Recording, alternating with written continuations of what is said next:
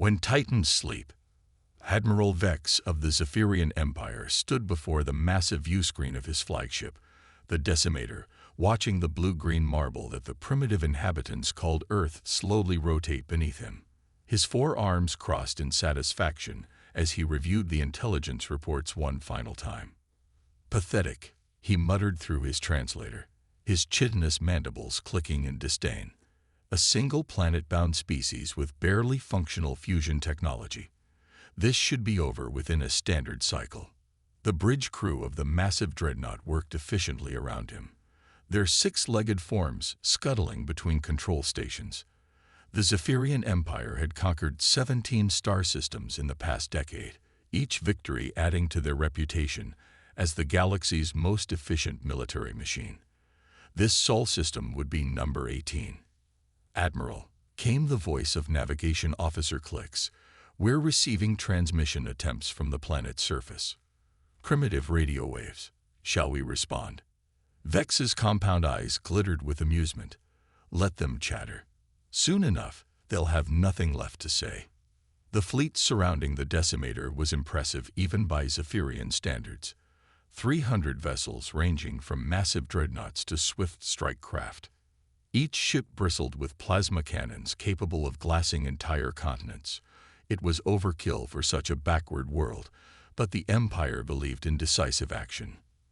What they didn't know was that deep beneath Earth's Pacific Ocean, in trenches so deep that human science had never reached them, something ancient was beginning to stir. The first human resistance came from their orbital stations, crude affairs of metal and ceramic that housed a few hundred people each. The Zephyrian advanced scouts eliminated them with casual efficiency, their particle beams turning the stations into expanding clouds of superheated gas. First orbital defenses neutralize, reported Weapons Officer Thack. Human vessels approaching. 12 craft, primitive chemical propulsion with basic nuclear warheads. Admiral Vex watched as the human ships, laughably small compared to even his escort frigates, accelerated toward his fleet. The humans fought with the desperate courage of cornered animals, but their weapons were millennia behind Zephyrian technology. Within minutes, the human fleet was debris. Begin planetary bombardment, Vex ordered. Focus on population centers. We'll leave enough survivors for slave labor. That's when the first anomaly appeared on their sensors. Admiral. Sensor operator Zill's voice carried an unfamiliar note of uncertainty. I'm detecting massive energy signatures from the planet's surface. Multiple locations. Specify. Sir, the readings are impossible. Energy outputs exceeding our own reactor capabilities, and they're increasing exponentially. Before Vex could respond, the ocean began to move.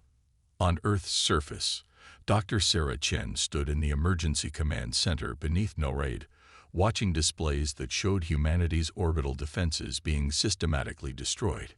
Tears streamed down her face as she witnessed the death of everything humanity had built in space. Ma'am, called Technician Rodriguez from his station, we're getting readings from the Pacific Array. The deep sensors are showing massive activity. Sarah frowned. The Pacific Array was a collection of seismic monitors placed on the ocean floor decades ago to study tectonic activity. What could they possibly be detecting now? On screen, she ordered. The display showed a three-dimensional map of the Pacific Ocean floor, but what Sarah saw made no sense. Massive structures were rising from trenches that maps showed as empty seafloor.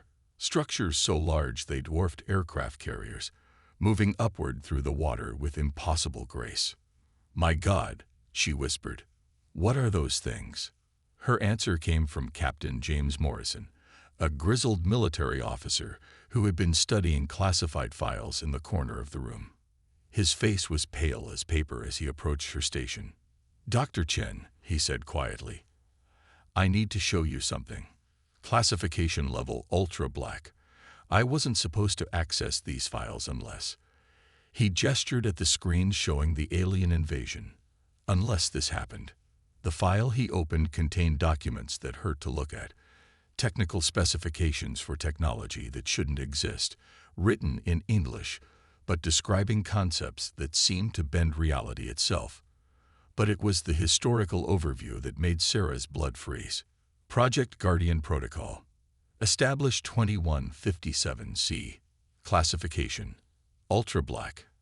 Eyes only. Summary: following the Great Recession of human civilization from galactic prominence, automated defense systems have been established to protect the human homeworld. All records of humanity's previous technological capabilities have been classified or destroyed. Current human population represents those who chose to return to simpler existence after the Great Withdrawal. This is impossible, Sarah breathed. We never had a galactic civilization. We've barely reached Mars. Morrison's expression was grim. According to these files, we did. And apparently, we chose to give it up. Above them, Admiral Vex was discovering that his easy conquest had become something else entirely. The structures rising from Earth's oceans defied every law of physics he understood. They moved through water as if it were vacuum, and the energy signatures they emitted made his flagship's reactor look like a candle flame. Admiral. Sensor Officer Zill's voice cracked with panic. The structures are launching. Something. I can't get a clear reading. They're moving faster than our sensors can track. Impossible. Nothing moves faster than our.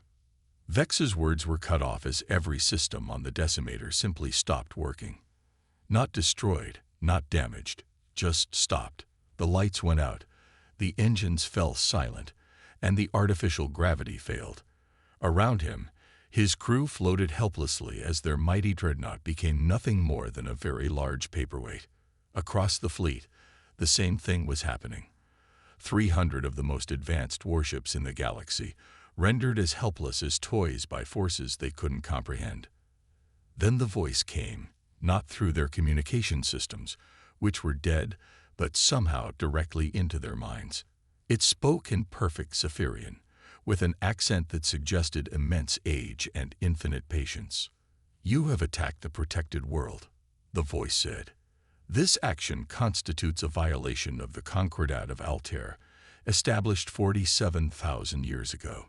You will cease all hostile actions immediately." Admiral Vex floated in the darkness of his powerless ship, his forearms trembling. The Concordat of Altair was a legend, a myth from the dawn of galactic civilization. According to the stories, it was an agreement between the first builders and the younger races, establishing rules for galactic conduct that no one remembered or understood. The first builders. The ancient race that had supposedly shaped the galaxy before vanishing into legend. No one believed they had ever existed. "Identify yourself." Vex managed to shout into the darkness. "We are the guardians of Terra, the protected world," came the reply. "We are the legacy of those who chose peace over dominion, simplicity over complexity, wisdom over power. Your species has 30 of your time units to withdraw from this system. This is your only warning." Around the helpless Cypherian fleet, space itself began to ripple and bend. Massive constructs emerged from what seemed like nowhere. Ships so large they could have housed entire cities, their hulls made of materials that seemed to exist in more dimensions than the standard 3. They moved with fluid grace despite their size, arranged in perfect geometric patterns around the invader fleet. On Earth's surface, Sarah Chen watched displays that showed technology beyond her wildest dreams. The Guardian ships didn't just use faster-than-light communication. They seemed to exist partially outside of normal space-time, able to be in multiple places simultaneously. Their weapons weren't projectiles or energy beams, but alterations to the fundamental forces of reality itself. "The files show more," Morrison said quietly, reading over her shoulder. "Humanity didn't just withdraw from galactic civilization. We actively chose to forget. The technology was too powerful, too dangerous. So we built the Guardians to protect us and went back to being human." "But why?" Sarah asked. "With power like this, we could have ruled the galaxy."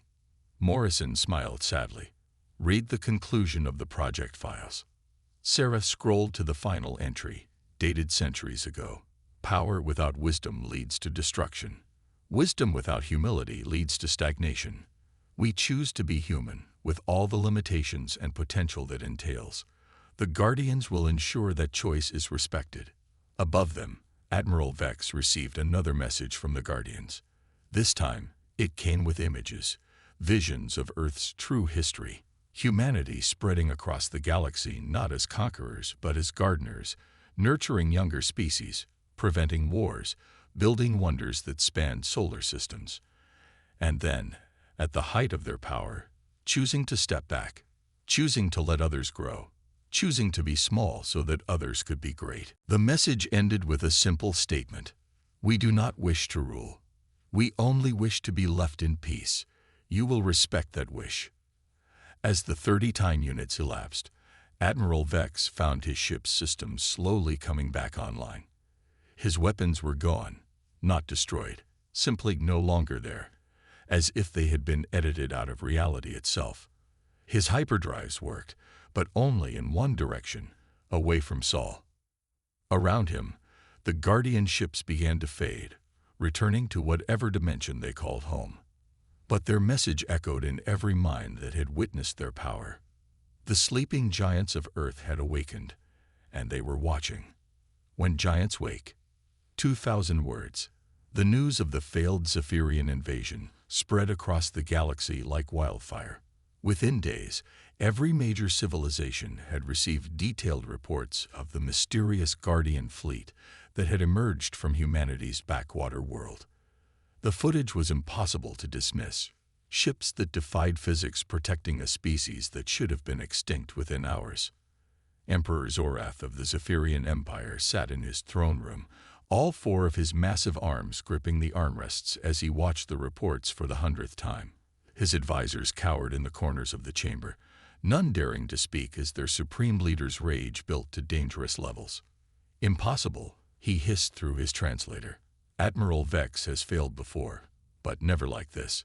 These Guardians must be some kind of trick. Holograms, perhaps, or automated defenses left by another species. Defense Minister Cax, the bravest of the advisors, stepped forward carefully. My Emperor, the energy readings were confirmed by 17 different sensor arrays. Whatever those ships were, they weren't illusions. Then we use more ships. Zorath roared, rising from his throne. Summon the entire battle fleet. Every dreadnought, every carrier, every strike craft in the Empire. If these humans have ancient defenses, we'll overwhelm them with numbers.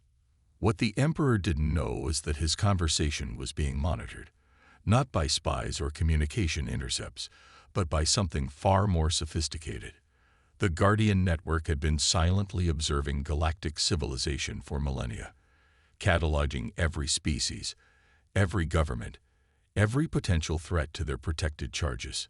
Deep beneath the Mariana Trench, in a facility that existed in 17 dimensions simultaneously, the Guardian Prime Consciousness considered the Emperor's response. The artificial intelligence that governed Earth's defenses had been hoping the Zephyrians would see reason. Violence was always the last resort, but it seemed violence was becoming necessary. Dr. Sarah Chen had barely slept since the invasion began. The Nenoraid facility had become a hive of activity as governments worldwide tried to understand what had happened above their heads.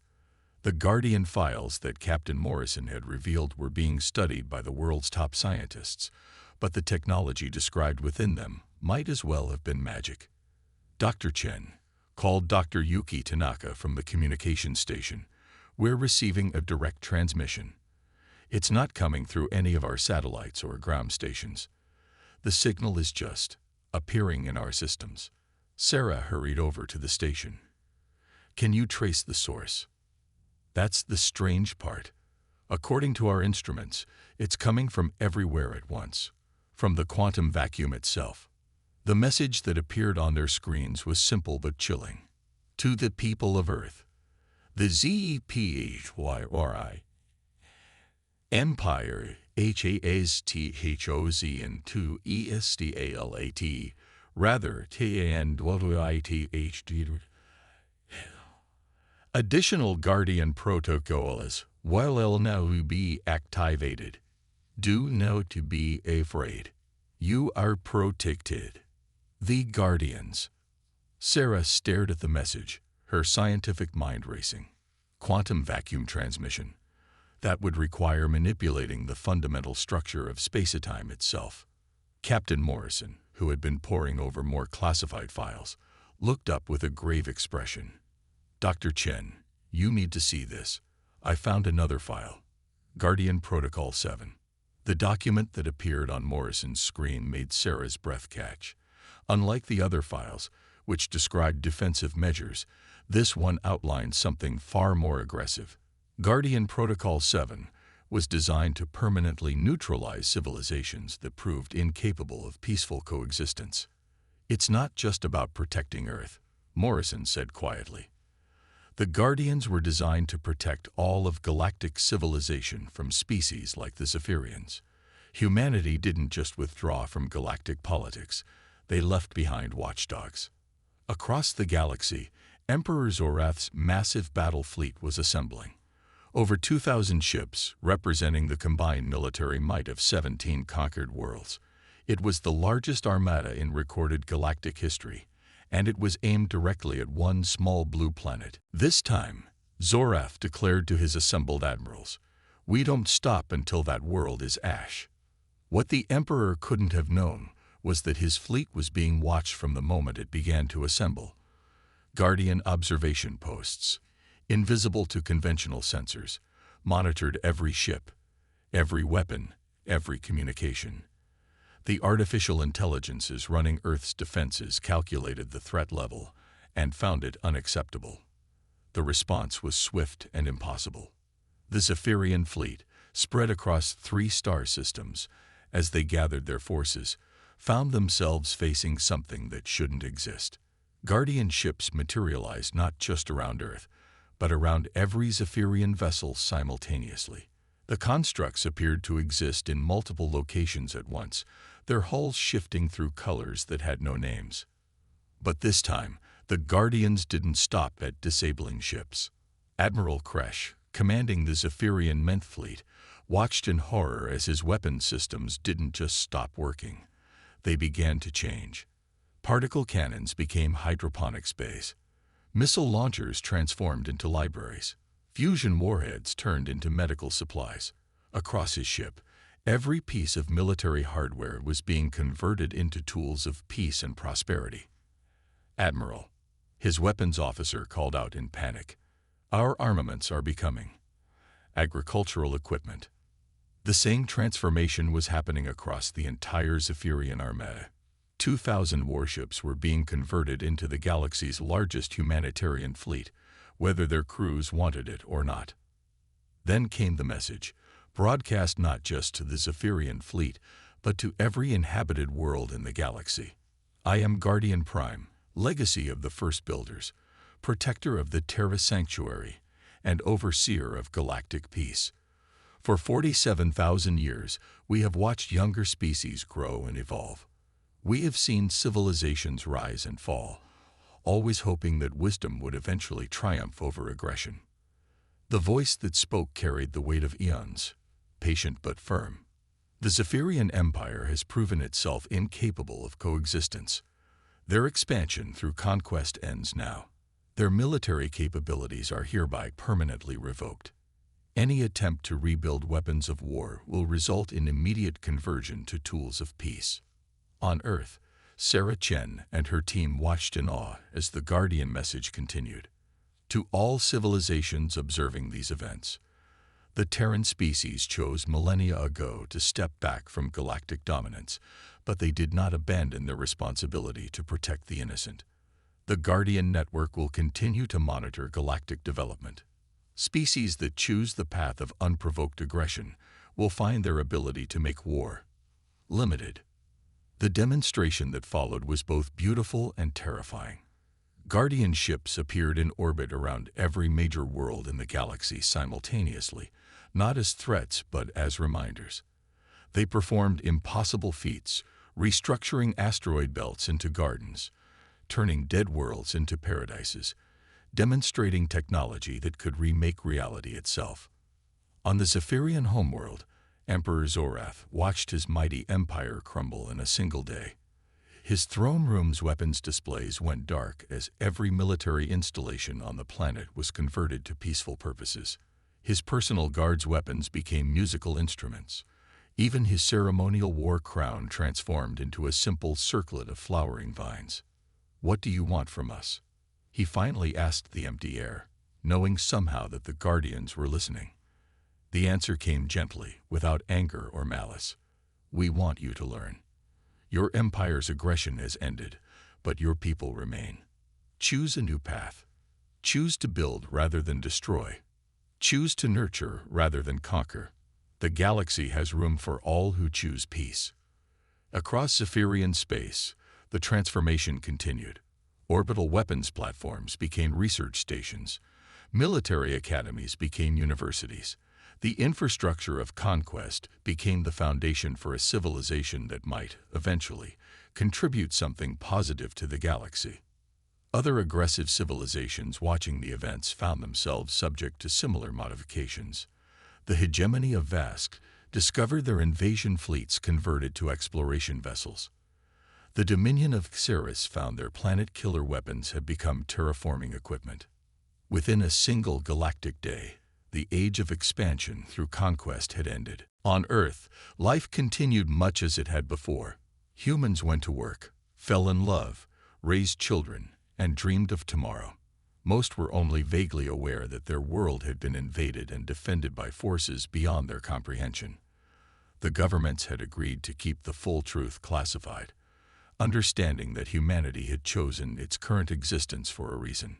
Dr. Sarah Chen stood on a beach in California, watching the sunset and thinking about the files she'd read. Humanity had once commanded technology that could reshape reality itself, had ruled an empire spanning thousands of worlds, and they had given it all up to be simply, beautifully human. Was it worth it? She asked the ocean, not expecting an answer. But an answer came anyway, in a voice only she could hear, warm, ancient, and infinitely patient. "Your ancestors believed that true strength comes not from the power to destroy, but from the wisdom to choose peace. You are living proof that they were right. The galaxy is safer because humanity chose to be small. The universe is richer because Earth chose to be simple." Sarah smiled, understanding finally why her species had made such an extraordinary choice.